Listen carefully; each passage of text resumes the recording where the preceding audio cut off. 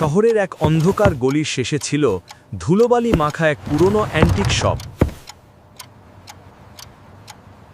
উফ, কি নোংরা আর ধুলোবালি! মানুষ এখানে আসে কিভাবে? সব সস্তা আবর্জনা।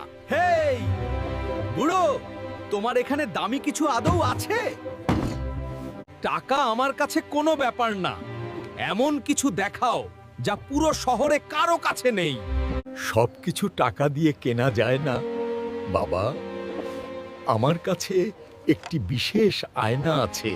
কিন্তু সাবধান, এই আয়না আপনার চেহারা দেখায় না, এটি আপনার ভেতরের সত্যিটা দেখায়।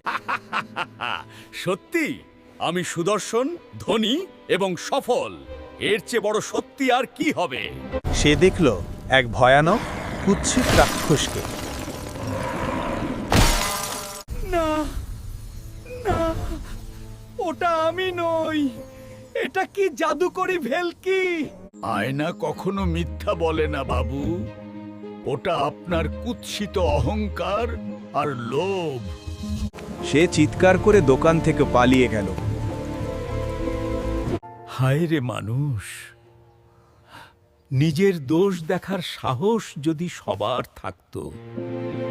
দামি পোশাক মানুষকে সুন্দর করে না, সুন্দর করে তার ভালো কর্ম আর পরিষ্কার মন।